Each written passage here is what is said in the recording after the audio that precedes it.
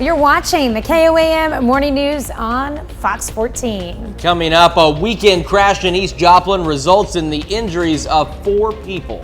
And we've got an update on a story we ran last week about a man who was trying to break somewhat of an unusual record. And a quick check of the forecast. Temperatures starting off in the lower 70s, and they're going to warm up quickly. We will have the latest from the Skywatch Storm Center on your complete forecast right now on the KOAM Morning News on Fox 14. The 4 states' most watched news starts now. Thanks for joining us for the KOAM Morning News on Fox 14. I'm Tanya Bach. One man dies following a crash near Grand Falls in Joplin. The crash happened on Riverside Drive, just west of the falls. The Joplin Police report states the crash was around 2 a.m. on Saturday and involved 3 people. 2 people were transported to nearby hospitals, one in serious condition and the other in stable condition with minor injuries.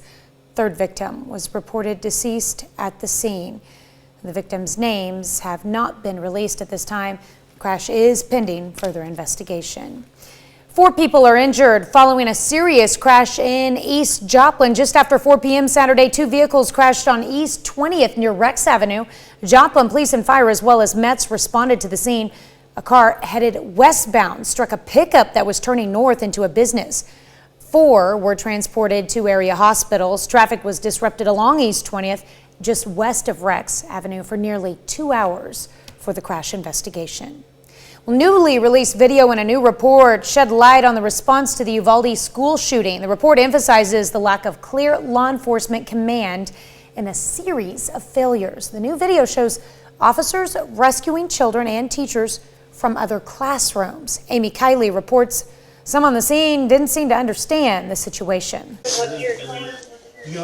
They were supposed to protect the innocents. An overall lackadaisical approach with egregiously poor decision making. That's how this new preliminary report from a Texas House investigation describes the law enforcement response to the Uvalde school shooting. It also faults the school system, shooter's family, and social media platforms. Families were given access before its release. Everybody's throwing everybody under the bus.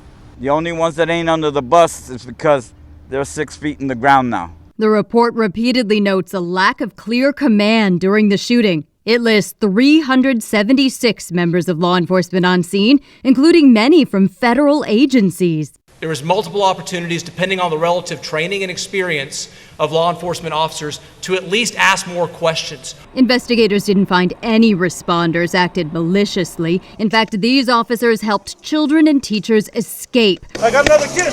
While the shooter was still active, others lacked key information. What are we doing here? If somebody knew there were victims in there being killed or dying and did not do more, I believe those agencies will have to find accountability for those officers. The report gives families more answers, but little comfort. She was just an awesome person. She was the light of my life.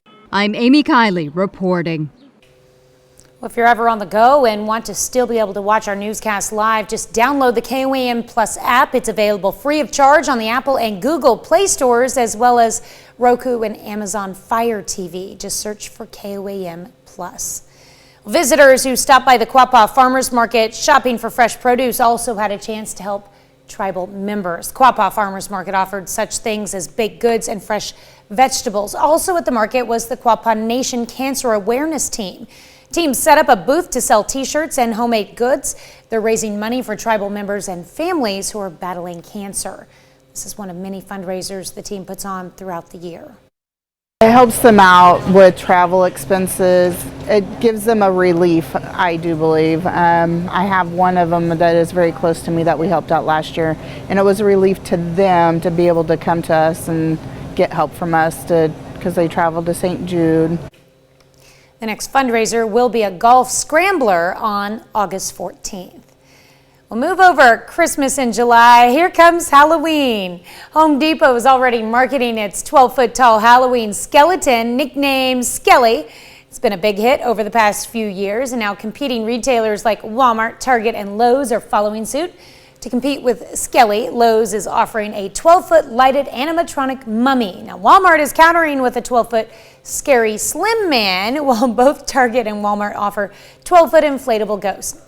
Make no bones about it, with the pandemic finally winding down, retailers are expecting Halloween 2022 to be big. But don't worry, Christmas, I know your stuff will be out on October 29th or 30th, just days before Halloween. Shoot, it might be out October 1st at the rate things are going, because we got spooky, scary skeletons in the middle of July. Just, there's like no break now between the holidays. They're almost continuous, it seems, thanks to You finish the 4th, you got to celebrate the next, so. Yeah, well, but see, there's other holidays, but you see, they don't come with the crazy decor that Halloween comes with, or the... Yeah, what do we have next? Labor Day? Yeah. Yeah. Labor Day's next. There's nothing to really decorate for on Labor Day, because a lot of us actually spend Labor Day laboring anyway, so, Right. I mean, what are we going to decorate with? I'm going to decorate with a forecast map. I'm just going to hang it up right here.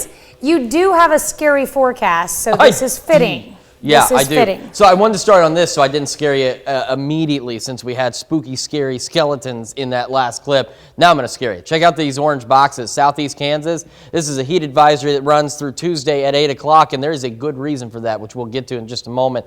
Sunny skies in Joplin, sitting at 72. These temperatures will rise quickly. All of us in the lower 70s, except for some points up north, sitting in the upper 60s. But don't worry, Fort Scott, Iola, Stockton, you're going to join the rest of us. I know you don't want to, but you're just going to have to. As we see sunny skies through the day, temperatures warming into the lower to mid-90s with a light northeast breeze. Winds are calm overnight. Temperatures drop off to about 70 degrees to start the day tomorrow. Nothing to show you on the future track other than what's behind me, some clouds way out west. I mean, we're talking the I-35 corridor.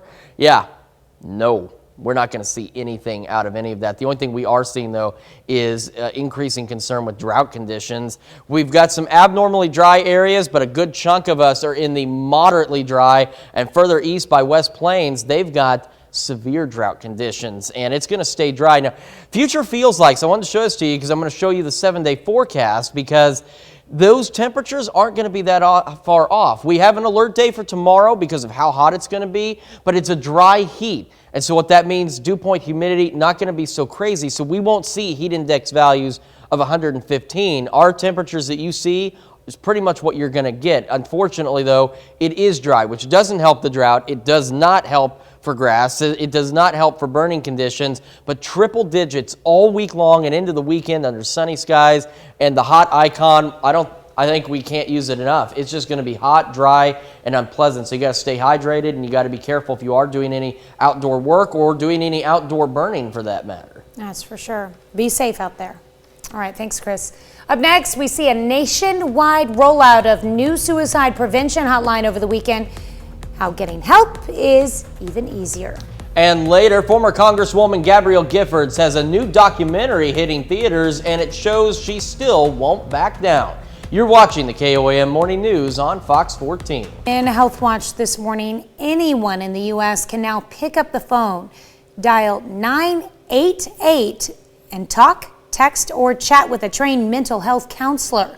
But there are some concerns that many states are not ready for what's expected to be an influx of calls. Mandy Gaither has more. 3 numbers, 988, a direct line to a trained crisis counselor. It really treats mental health on par with physical health, just like we have 911. The National Suicide Prevention Lifeline started in 2005, but as a 10-digit number. In 2020, the call line received 3.6 million calls, chats, and texts. That number is expected to double in this first year as the number switches to an easier-to-remember 3 digits. The number that you call is the therapeutic intervention, unlike 911, which is more of a dispatch center for medical problems.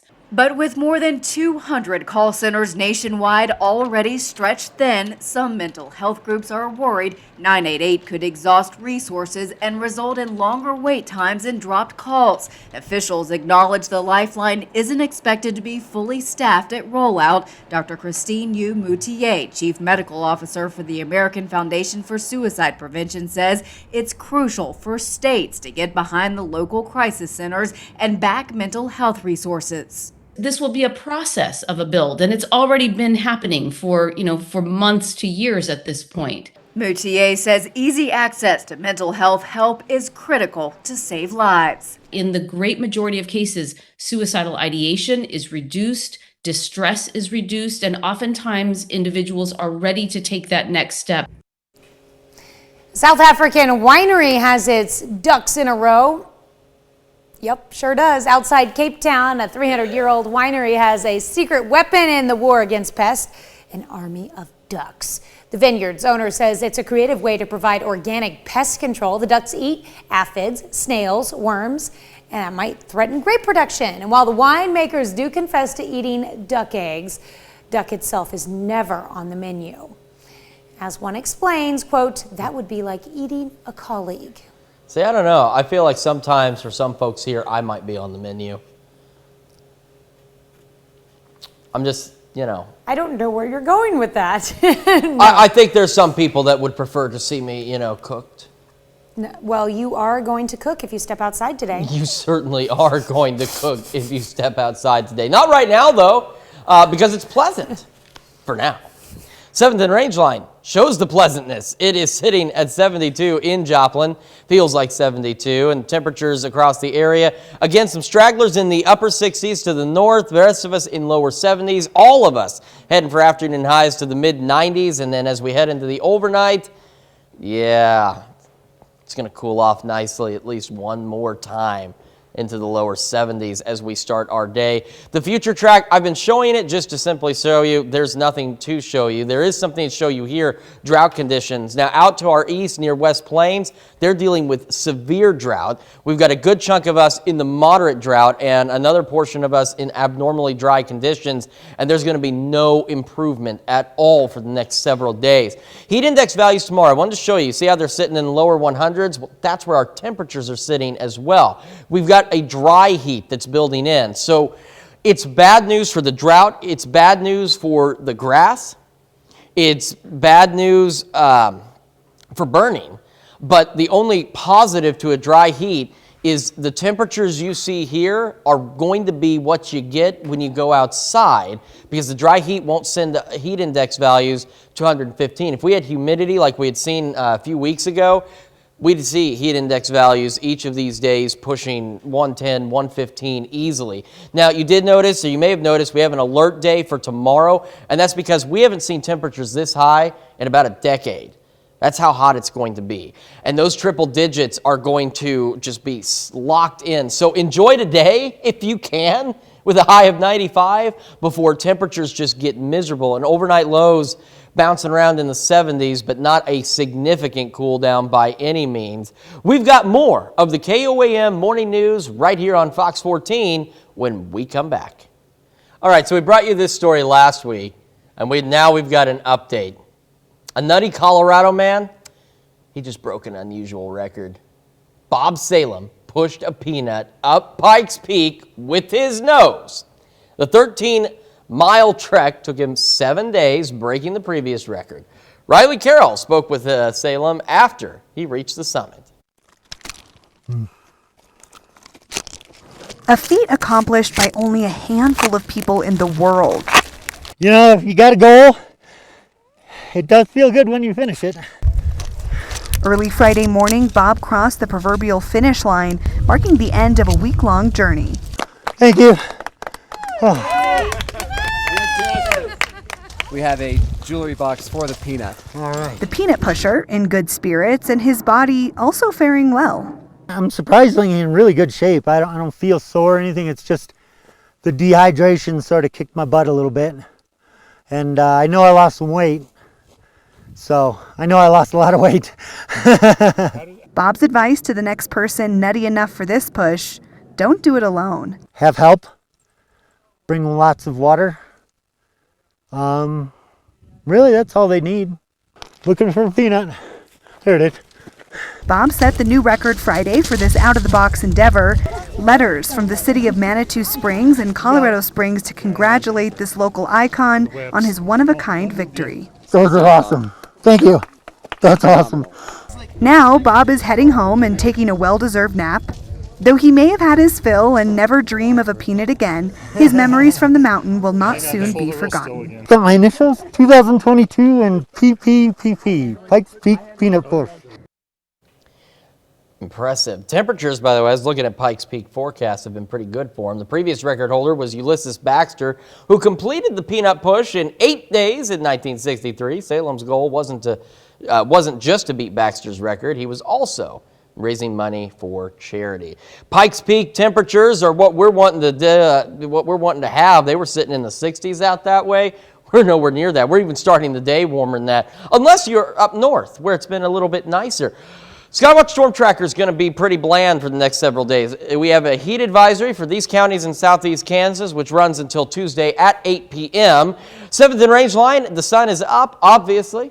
And if you haven't looked outside or your curtains are still closed, go take a peek because it's up. And temperatures are still pretty pleasant right now, 72 in Joplin, and a number of us are still sitting in the lower 70s. See, some of our northern guys are starting to get in on the action. I warned them. Yeah, you folks, Iola, Fort Scott, Nevada, Stockton, been in the upper 60s all morning. Despite that, you're still going to get in on the afternoon heat. So let's talk about the afternoon heat. The sun will shine, and it will shine brightly, as indicated by these nice, pretty sun icons that we threw on here for you. Temperatures heading into the mid to upper 90s with a light northeast breeze at about 5 to 10 miles an hour. And as we head into the night, we're going to cool off nicely, at least maybe 1 or 2 more times, dipping off into the lower 70s, starting the day at a pretty pleasant temperature. Taking a look, 7-day forecast. It's going to be hot. This is going to feel nice compared to what we've got. Alert date tomorrow because it's just going to be so darn hot, 105. And then we're sitting in the lower 100s under sunny skies and dry conditions all week long. So be careful if you're burning and be careful if you're outdoors. We got more news after this. It's time to honor today's four-state hero, James Myers. First Class Myers served in the Navy from 1960 to 1979. He served in Vietnam and was stationed in Norfolk, Virginia. He was a radio man during his service. A native of Joplin, Missouri, we thank you, today's four-state hero, James Myers. 11 years ago, then Congresswoman Gabrielle Giffords was shot and nearly killed while meeting with constituents. And now a new documentary looks at who she was before that fateful day and how far she's come since then. David Daniel has a look. I'm running for Congress. There is no turning it around at this point. You've won. Joining us now is Representative Gabrielle Giffords. Gabby was a star. Gabrielle Giffords was a politician on the rise until an attempted assassination ended her career and nearly her life. With an injury to the brain with a gunshot wound, it's less than 10% that they would even survive. The documentary, Gabby Giffords Won't Back Down, includes scenes of her slow, determined recovery, filmed by her husband, former astronaut Mark Kelly. Gabby suffered from aphasia, which is a language impairment. Answer that. You are not allowed to quit on me. He had the foresight and kind of the interesting idea that as a couple, they actually might want to have footage that documented this journey. RBG filmmakers Julie Cohen and Betsy West call Giffords extraordinary. The words are there in my brain.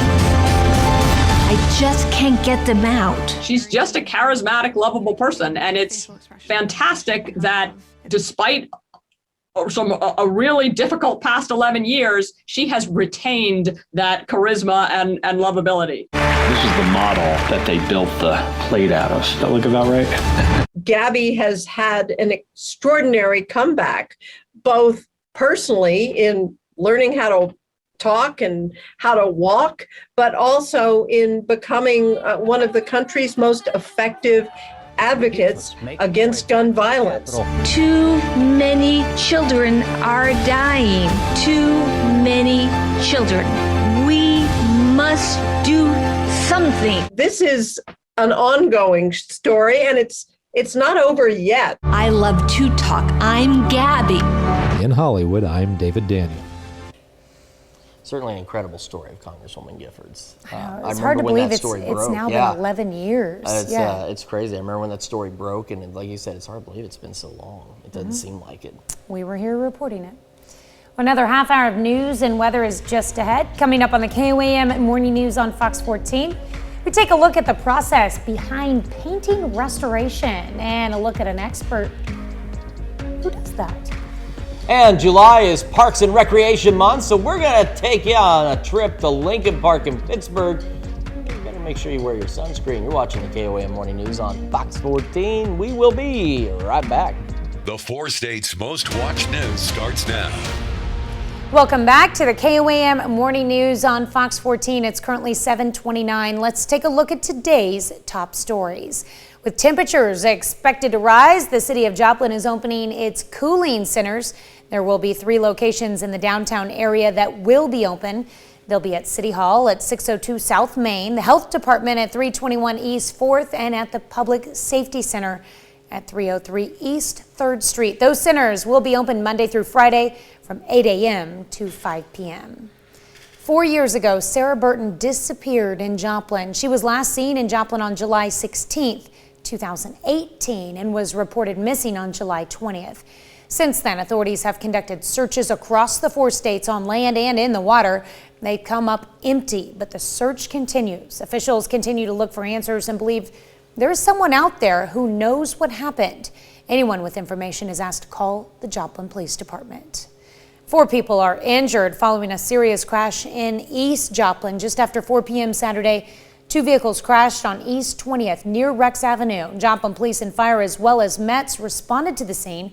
A car headed westbound struck a pickup that was turning north into a business. 4 people were transported to area hospitals.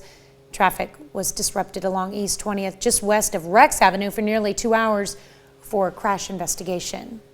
1 man is dead following a crash near Grand Falls in Joplin. The crash happened on Riverside Drive just west of the falls. Joplin Police report states the crash was around 2 a.m. Saturday and involved 3 people. 2 were transported to nearby hospitals, 1 in serious condition and the other in stable condition with minor injuries. The 3rd victim was reported deceased at the scene. The victims' names are not being released at this time while the crash is pending further investigation. Fire crews in Joplin battle a house fire in the city's East Town neighborhood. High winds fan the flames as they burn the home on the 1600 block of East 3rd Street.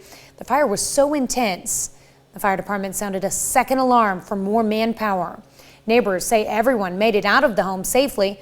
Authorities say the fire originated in the breezeway and was likely caused by improperly discarded flammable materials. A Cherokee County judge sentences a man to prison for a 2019 attack. Authorities say 63-year-old James Hignite held a woman against her will at a rural location outside of Galena during a multi-day attack.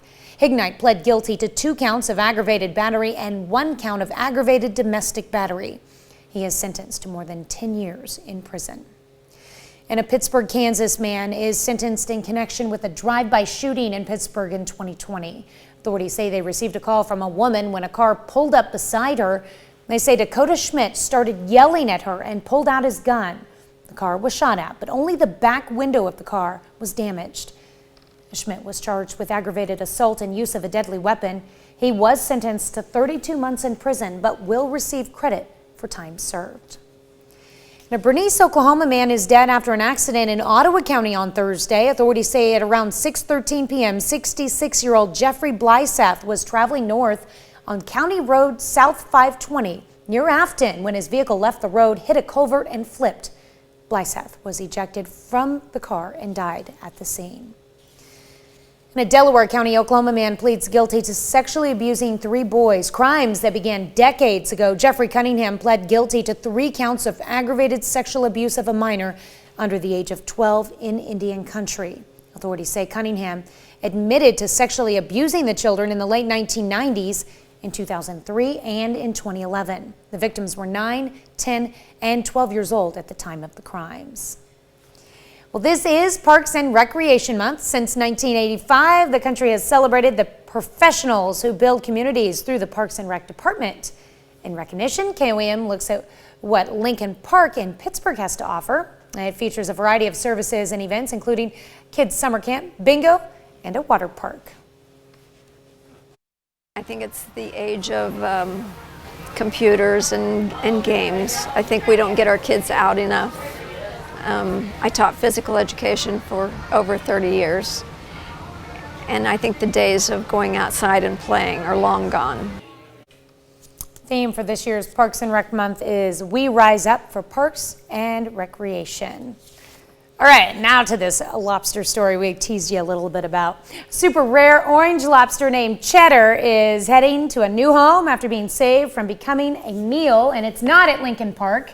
Cheddar arrived in a shipment at a Red Lobster restaurant in Hollywood, Florida earlier this month. Staff members noted the lobster's unusual and rare coloring. Workers then reached out to Ripley's Aquarium in Myrtle Beach, which is now taken. Lucky orange lobster will acclimate at the scientific research facility before officially moving to the aquarium. According to Ripley's, the chance of finding an orange lobster is just 1 in 30 million. See, now if they had decided to go ahead and sell the lobster as a meal, you could have ordered the special orange lobster and Red Lobster could have charged you a pretty penny. If only he was cheddar cheese flavored. That's a good name for him, Cheddar. It is, and he does look very cheddary. He's very orange, and it's a unique sight to see. But in all seriousness, it's good that they, the workers at Red Lobster said, hey, this guy's a little out of the ordinary. And they called folks who said, yeah, no, he's super rare, we'll take him, instead of just going ahead and serving him up. So, I mean, took some employees who were watching, paying attention to the fact that one of these things is not like the other. See those sweet eyes? Yeah, he does. He looks pretty friendly. He's trying to trick you into taking off his little yeah. He's clamps, like, holding his claws together there. Just take them off. I won't do anything. I won't hurt you. And then as soon as you do, there goes your finger, man. Done. Over. That's how lobsters roll. His orange color is actually the color that's featured heavily in our forecast. We are sitting pretty nice at 7th and Range Line. Clear skies. We got some fog burning off. Temperatures at 72 degrees in Joplin. The most of us sitting in the lower 70s as we start the day. All of us getting into the heat action later, which is where this orange coloring comes in. See, there's a little bit of orange in that sun color on this icon. Lower to mid 90s for afternoon highs with a light northeast breeze. The sun goes down. Temperatures drop pretty good too, starting the day at about 70 degrees for most of us. There's a lot of orange here on this map too, into the future track. And as you can see, then it turns Red Lobster red because it's not going to be very cool today. It's going to warm up. Future track doesn't show us anything though because there's really nothing to show. Drought tracker though does have something to show. Moderate drought for a good chunk of us, abnormally dry conditions, and in the 7-day forecast that's going to continue. Alert day for tomorrow just because it's so darned hot, and it's going to stay that way all week long with sunny, warm, hot, and dry conditions. We've got more when we come back. This morning, we're discussing stress relief. Meet Clayton. He's a therapy dog for M Health Fairview in St. Paul, Minnesota. Everyone working for the M Health Fairview EMS has roles and assignments, and Clayton there, he's no different. His job is to do that, be a dog. Now, when the EMS team comes back from a job, and that's a job that can be especially stressful, Clayton simply comes out to greet the team. Almost immediately, the team finds themselves relaxing and worrying only about the new task at hand, spending time with their four-legged team members. So we want to know about you, what you do to deal with stress. So we've got our own stressful situation right now because it's going to be hot. It's going to be unpleasant. So how are you going to deal with that? How are you going to deal with the stress of that? You can vote, KOAMnewsnow.com/vote in the KOAM News Now app and participate in discussion on Facebook. 39% of you say you're using animals and pets to deal with stress. 41% say other, 9% for exercise, 7% for meditation, 2% of you take a drive. I understand why that number is low right now. And 2% of you say you just find a fun event or activity. Well, did you know that an animated Netflix show featuring a pair of talking cops is based on a video game? Well, Rick Damigella knew, and he's got a look at the latest expansion to the game, Cuphead. It's here, the delicious last course.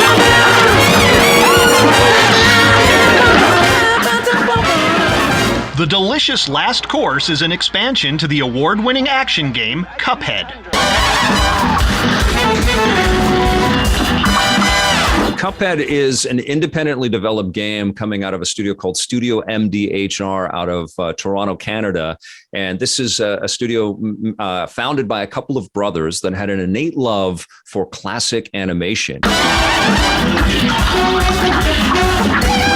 So they thought, why don't we make a game that is a love letter to classic Disney and Fleischer animation that has a little subversive kind of comedy in it, but will also be a challenge to players that have kind of grown up with video games as well. You're fighting crazy bosses, and everything is absolutely gorgeous in its animation in the video game. And they also added an incredible soundtrack that is very period. It's very of the era, which is kind of 1930s, 40s style animation. So the music fits perfectly alongside it. Look out for the walloping winter whale. According to the game's creators, Cuphead, the delicious last course, surpassed 1 million units sold in just over a week of release. Leveling up in Hollywood, I'm Rick Damagella. Absolutely interesting. We're going to be back with some consumer news right after this. In Consumer Watch this morning, using Tide Pods is a popular way to do the laundry. They've been around since 2012, but Procter & Gamble has an ongoing safety campaign to educate consumers about proper use and storage of the product. It stems in part from the Tide Pods Challenge meme that spread rapidly on social media among teenagers, daring others to swallow the pods in early 2018. Please don't do this.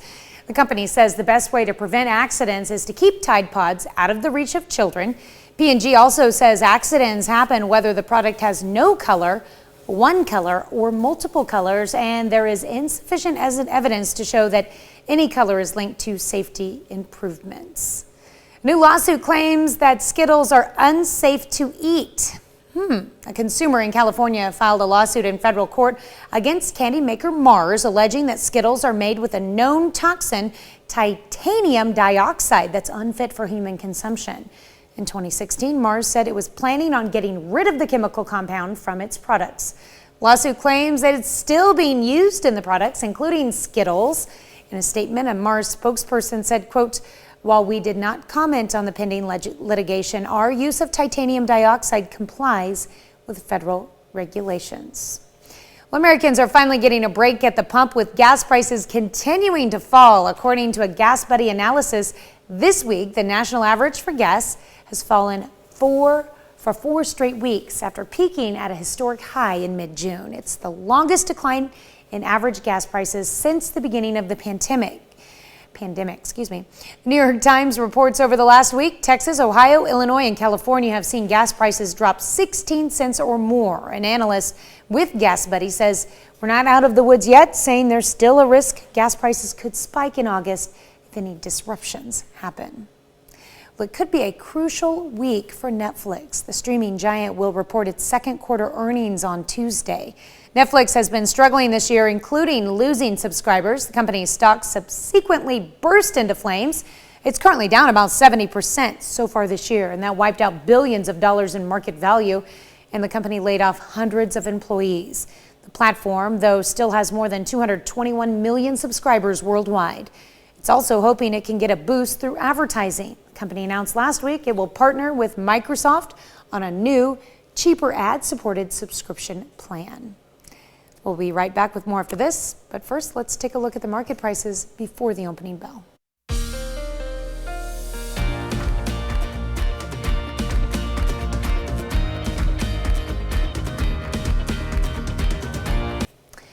A painting conservator restored portraits of 2 University of Iowa presidents dating back to the 1800s. It's all right. I saw that as residents too. I know, I started read. Libby Randall has that story.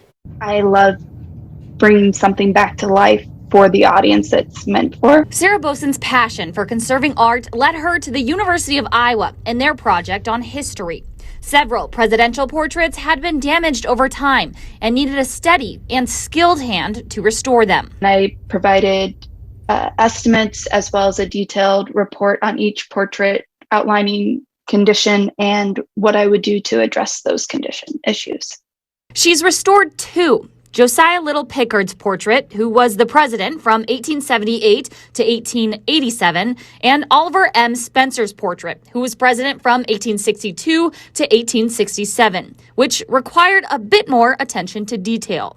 Large tears, mostly through the face area, which also had resulted in significant loss to the facial features. John Kolsha, who has been the Jack B. King University librarian since 2013, says these restoration efforts are a priority for the school. The gallery was put together in an effort to not only share the portraits of our past presidents, but also add some context about the time of each presidential administration. And now that the collection is complete, it's on display for everyone on the 5th floor of the library. It takes a lot of skill to do something like that. It certainly does. I mean, to be able to restore paintings, it makes me think of, restoring some classic paintings too. Like, that's tough. You've got to be very careful. Remember, I don't remember when it was, but that one painting that they had somebody redo and it came out really, really bad. Remember, like, with the weird face and all that?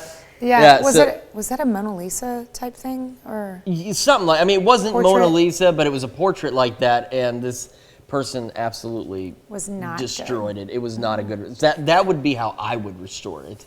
It looked probably about like that. So this is why we do what we do. Exactly, exactly. That's why we're here, because we can do this without completely destroying it, even though sometimes words in that picture box on there are a little confusing sometimes. It's called a prompter. Yeah, it's a picture box. It's a word box, actually. It just has a bunch of words in it. And it has a clock that says, I'm running out of time to tell you about the forecast. We have a heat advisory for Southeast Kansas residents. That runs until tomorrow at 8 o'clock. There may be more of these as time goes on.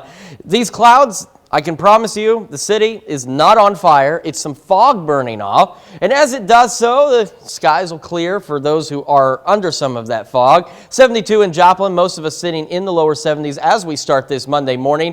All of us getting in on the heat action later. Temperatures warming to the lower to mid-90s with a light northeast breeze. And then we're going to cool off quite nicely. We have a dry heat, and I want to talk about that, so I'm going to make some time here. Temperatures dropping into the lower 70s, so another pleasant start to the day. So oops, I'm sorry, I skipped a bit too much. These are the future heat index values for Tuesday. You see they're in the lower 100s. So on the 7-day forecast, that's what I wanted to show you. So are the temperatures. Alert day for tomorrow because it's going to be so hot. Lower 100s all week, but it's a dry heat. So while that's bad for the drought, bad for the grass, bad for burning, the one plus is we're not seeing heat index values these days pushing 115 degrees. So what you see is what you get, even though it's going to be hot and miserable. We've got more of the KOAM Morning News on Fox 14 right after this. Welcome back to the KOAM Morning News on Fox 14. Here's what's happening today. A new investigation report on the shooting in a Uvalde, Texas elementary school finds 376 local, state, and federal officers were on scene, but it took more than an hour before the gunman was confronted and killed. 77-page report by committee from the Texas House of Representatives was released Sunday to family members of the 21 victims. The report found egregiously poor decision-making and no clear leadership. Following the release, the acting chief of police in Uvalde, the day of the shooting, was put on administrative leave. The city also released its body cam video.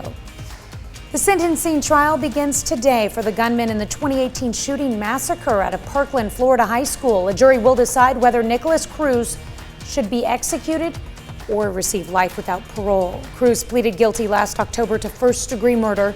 17 people were killed, 17 others wounded. And Britain's Prince Harry will address the UN General Assembly today as the keynote speaker for Nelson Mandela International Day. The former Duke of Sussex is expected to speak about the legacy of the South African anti-apartheid leader who spent 27 years in prison and became his country's first black leader. Harry's mother, the late Princess Diana, met Mandela in 1997, just 5 months before her death. It's going to be a warm one today. Highs pushing into the lower to mid-90s. Cooling off nicely, though, into the lower 70s. And the 7-day forecast shows an alert day for tomorrow because it's just going to be so hot. Temperatures in the lower 100s all week long. All right. Well, a pet cat who had disappeared for 3 weeks after jumping out of a plane's cargo hold in Boston. That sounds dangerous. Yeah. It's finally been, they call it, captured. The cat, fittingly named Rowdy, escaped from a kennel after the arrival of her Lufthansa flight from Germany on June 24th. Search was launched with the help of the Animal Rescue League, Lufthansa, Massport, and even construction workers at the airport. Many believe the black cat was hiding in the darkness of the underground part of Boston's Logan Airport, where conveyor belts move luggage. And she was finally captured in a live trap on Wednesday, actually was captured, with one animal rescue worker remarking, quote, "She looks cool as a cucumber," unquote. Rowdy's owners say they can't wait to get her back. I'm sorry, the fact that that script emphasized that she was captured in a live trap. I really hope that that's what they set out for, the cat. Oh, you never know what's running around in the luggage and the baggage. Yeah. Tell me about it. Well, How many other things did they catch in those live traps? Hey, thank you so much for letting us put the good in your morning. Both of us are going to be back with more news and weather at noon. Have a great morning and an even better day.